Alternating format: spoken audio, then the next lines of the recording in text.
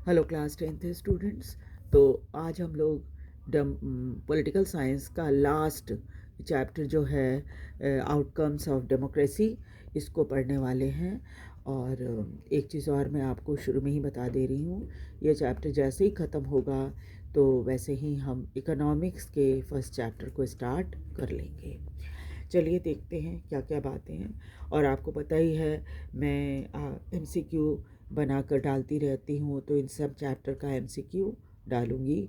एक चीज़ और मैं आपको याद दिला दूँ, वो ये कि मैंने 25 MCQ का एक भी शॉर्ट डाला था, और आप उसको देखिए। उसमें आंसर मैंने नहीं दिया है, आंसर को आप खुद फाइंड आउट करिए। और नेक्स्ट वीक में मैं एक नया MCQ का सेट 25 MCQ का सेट बनाकर आपको दूंगी। और पुराने वाले MCQ का यानी फर्स्ट जो 25 सेट MCQ का सेट था उसमें मैं उसके आंसर आपको बताऊंगी। आप मैच करके देखना आपका कितना आंसर सही होता है। चलिए अब इस चैप्टर को स्टार्ट करते हैं, आउटकम्स ऑफ डेमोक्रेसी।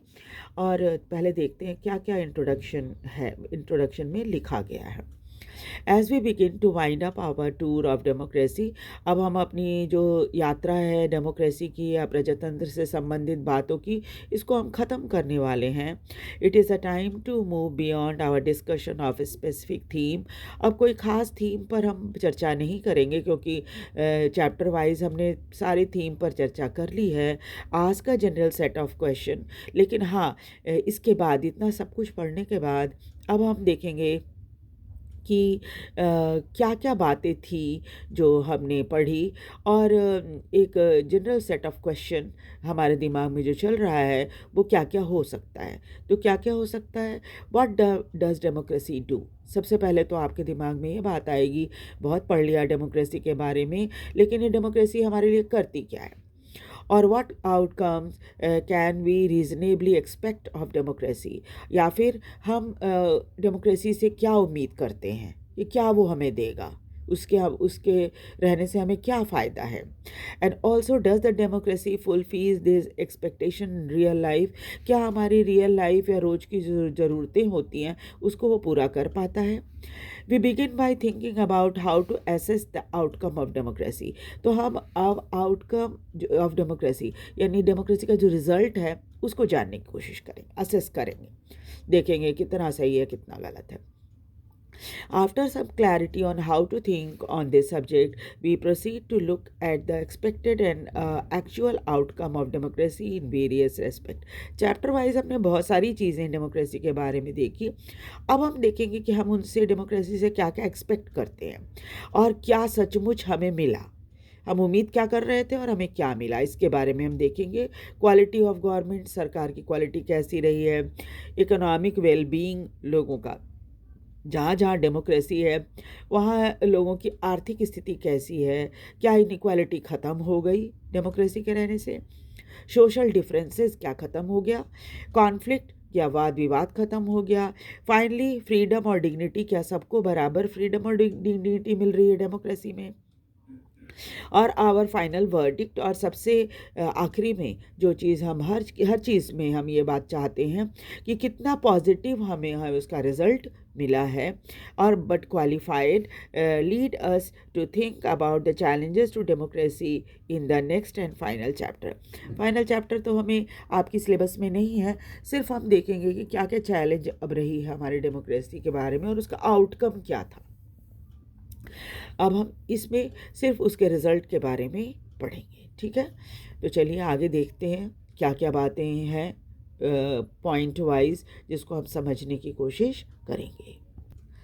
तो फर्स्ट टॉपिक जो इसमें है वो है how do we assess democracy's outcome.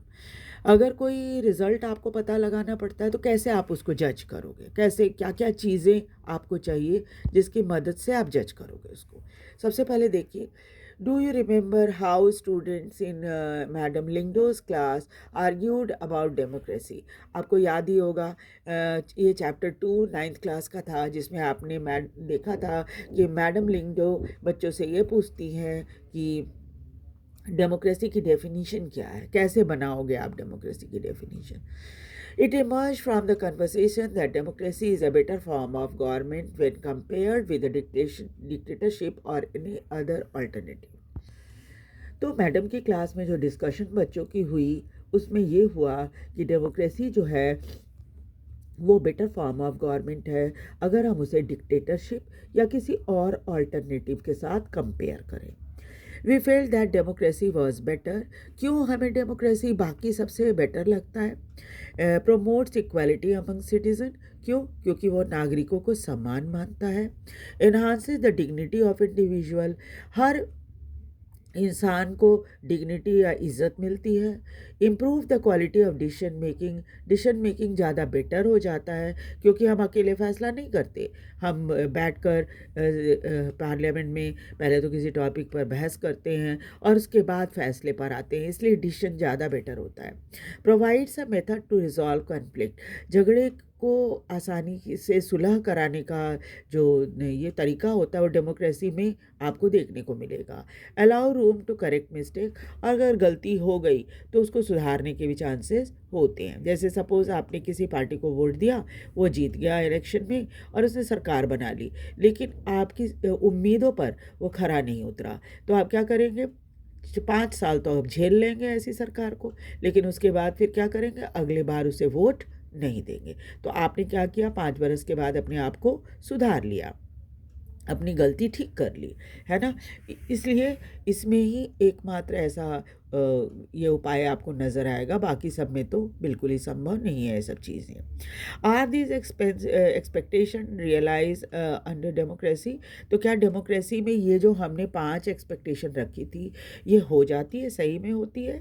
When we talk to the people around us, आसपास के लोगों से जब आप पूछोगे डेमोक्रेसी के बारे में, most of them support democracy against other alternative such as rule by monarch, military और religious leader। लोगों से अगर आप पूछोगे कि भाई आपके पास सामने 4 ये है ऑप्शन है, इनमें से किसको आप चूज़ करोगे? पहला ऑप्शन है मोनार्की, दूसरा ऑप्शन है मिलिट्री, तीसरा ऑप्शन है रिलीजियस लीडर और चौथा ऑप्शन है डेमोक्रेसी।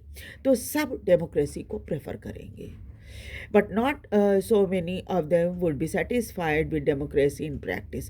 तो जब आप उससे पूछोगे कि क्यों आप डेमोक्रेसी को कह रहे हो, तो सही माने में उनका जवाब कुछ वैसा ही होगा कि नहीं जी सर, काम से तो हम बहुत संतुष्ट नहीं हैं डेमोक्रेसी के। So we face a dilemma. तब क्या होता है? हमें दुविधा होने लगती है। एक तरफ तो ये 4 में से डेमोक्रेसी को चूज़ कर रहे हैं, फिर कहते हैं को संतुष्ट नहीं है डेमोक्रेसी से, तो हमें दुविधा होने लग जाती है। Democracy is seen to be good in principle. सैद्धांतिक रूप से अगर देखा जाए तो डेमोक्रेसी तो बिल्कुल सही लगता है, but to be but felt to be not so good in practice. लेकिन ऐसा अनुभव होता है कि प्रैक्टिस के मामले में डेमोक्रेसी बहुत अच्छा नहीं है।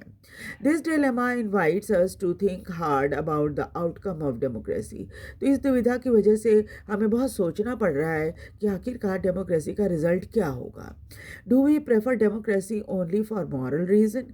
क्या हम सिर्फ नैतिक वजह से डेमोक्रेसी चाहते हैं? नैतिक वजह क्यों? क्योंकि ये सही होता है, सभी पसंद करते हैं, सभी को बराबर सम्मान मिलता है, सभी को बहुत तरह की ये मिलती है, डिसीजन मेकिंग अच्छा हो जाता है, कोई भी झगड़े आसानी से सुलह किए जा सकते हैं। तो इस वजह से क्या हम इस वजह से चाहते हैं डेमोक्रेसी? और are there some prudential reason to support democracy? या फिर कोई प्रूडेंशियल रीज़न है, कोई ऐसी बेसिक रीज़न है जिसे जो कि डेमोक्रेसी में लिखा हुआ है और हमें उसे मानना चाहिए इसलिए हम मान रहे हैं। Over 100 countries of the world today claim and practice some kind of democratic politics। आप देखोगे करीब 100 से ऊपर देश ऐसे हैं जहाँ डेमोक्रेसी है और वो कहते हैं कि हम अपने देश में डेमोक्रेटिक पॉलिटिक्स रखते हैं। They have formal constitution. क्यों डेमोक्रेसी की क्लेम वो करते हैं? वो कहते हैं जी हमारे यहाँ तो संविधान है, एंड दे होल्ड इलेक्शन, समय समय पर इलेक्शन भी कराते हैं। दे हैव पार्टीज़, उनके देश में पार्टी भी है, और दे गारंटी राइट टू सिटीजन, नागरिकों को अधिकार भी हैं। हमने देखा था कि डेमोक्रेसी की जब हम बात फीचर्स पढ़ रहे थे, उसमें देखा था कि ये सब चीज़ें होनी चाहिए, होती ही हैं डेमोक्रेसी में, ठीक है। तो ये सब बातें तो देश कहते हैं कि भाई हम ये सब काम करते हैं। While these features are common to most of them, ये फीचर तो लगभग हर डेमोक्रेसी में आपको देखने के लिए मिलेगी कि इलेक्शन होते हैं, संविधान होता है, पार्टीज़ होती हैं, जनता को अधिकार होते हैं, है ना। These democracies are very much different from each other in terms of their social situation. लेकिन हर डेमोक्रेसी जो होता है, सबकी सामाजिक सिचुएशन जो है अलग होती है। देयर इकोनॉमिक अचीवमेंट, उनका इकोनॉमिक अचीवमेंट अलग होता है। देयर कल्चर, सबका कल्चर भी अलग होता है। आपने देखा होगा हर देश का इतिहास जो है डेमोक्रेसी का बिल्कुल अलग अलग होता है। Clearly what may be achieved और not achieve under each of these democracy will be different. तो स्वाभाविक है, जब सबका इतिहास ही अलग अलग है तो उनकी अचीवमेंट भी अलग अलग ही होगी। But is there something that we expect from every democracy just because it is democracy? तो क्या कुछ ऐसा भी है जो कि हर डेमोक्रेसी से हम उम्मीद करते हैं कि उनके पास होगी, सिर्फ इसलिए कि वो डेमोक्रेसी है? Our interest in and fascination for democracy often pushes us into taking a position that democracy can address all socio-economic and political problem. हमारा इंटरेस्ट जो है और डेमोक्रेसी को लाइक करने की वजह एक है, हमें लगता है कि हर तरह की सोशियो इकोनॉमिक और पॉलिटिकल प्रॉब्लम को हम डेमोक्रेसी में सॉल्व कर सकते हैं। If one of our expectations are not met, we start blaming the idea of democracy. और इनमें से जो हमारा सोशियो इकोनॉमिक और पॉलिटिकल प्रॉब्लम जिसके बारे में हमने पहले से बिठा रखा है कि डेमोक्रेसी में ये तो सॉल्व हो ही जाएगा, ये काम तो हो ही जाएगा, तो जब ये सॉल्व नहीं हो पाता तो हम कहते हैं जी डेमोक्रेसी तो बहुत ख़राब है। और we start doubting if we are living in democracy. बहुत सारे लोगों को आप कहोगे हमारा देश डेमोक्रेटिक है, बहुत सारे नेता कहते हुए आपको दिखेंगे जी हम डेमोक्रेसी में हैं भी या नहीं, हमें तो डाउट होता है ना। तो इस तरह से हम सोचने लग जाते हैं। The first step toward thinking carefully about the outcome of democracy is to recognise that democracy is just a form of government. पहली एक चीज़ तो आप अपने दिमाग में आपको बिठा लेनी चाहिए कि डेमोक्रेसी है जो कि एक फॉर्म ऑफ गवर्नमेंट है, एक तरीका है सरकार बनाने का, ठीक है। It can only create condition for achieving something. ये आपके लिए कंडीशन तैयार करता है कि आप जो है कोई चीज़ अचीव कर सको लाइफ, बाकी सब में नहीं है। एक जो मोनार्की होती है उसमें क्या होता है, राजा जो कहता है उसको आपको करना होता है। मिलिट्री रूल में जो मिलिट्री ग्रुप होती है वो सारे फैसले ले लेती है, और रिलीजियस लीडर में जो धार्मिक नेता होते हैं वो सारे फैसले कर लेते हैं। डेमोक्रेसी ही एकमात्र ऐसा तरीका है जिसमें क्या होता है, वो आपके लिए एक सिचुएशन तैयार करता है कि आप कोई चीज़ अचीव कर सको। The citizen have to take advantage of those condition. और डेमोक्रेसी में जो कंडीशन बनाई गई है, एक डेफिनेशन बहुत पॉपुलर है, वो आपने सुनी ही होगी, democracy is a form of people by the people for the people, है ना। Government, democracy is a form of government by the people for the people, है ना। तो ये वाला क्या है, by the people for the people, लोगों के लिए लोगों द्वारा। तो वैसे में क्या है कि आपको जो जनता है उसको अपनी इस कंडीशन को, जो कंडीशन दे रही है डेमोक्रेसी, उसका फ़ायदा उठाना चाहिए। Let us examine some of the things that we can reasonably expect from democracy. इसलिए हम एक एक करके एग्जामिन करेंगे कि हम क्या क्या उम्मीदें डेमोक्रेसी से करते हैं। Examine the record of democracy, और साथ साथ अब तक पिछले, जब से डेमोक्रेसी दुनिया में देशों में शुरू हुई है तब से रिकॉर्ड भी उसका हम देखेंगे कि क्या कितना फ़र्क आया है तब से अब तक का। ठीक है। तो हम स्टार्ट करेंगे इसको, उसकी अकाउंटेबिलिटी देखेंगे, कितने रिस्पॉन्सिव है जनता के प्रति और किस तरह से लेजिटिमेट गवर्नमेंट है, इसके बारे में एक एक टर्म को हम समझेंगे और उसके अनुसार से डेमोक्रेसी को समझने की कोशिश करेंगे। सो नेक्स्ट क्लास में हम लोग इसके बारे में डिटेल में पढ़ेंगे एक एक करके। आपको ये वीडियो कैसा लग रहा है, आप इसे लाइक और सब्सक्राइब भी ज़रूर करें और मुझे कमेंट करके बताएं कि आप और क्या क्या चीज़ें चाहते हैं इस चैप्टर में समझने के लिए। Thank you very much.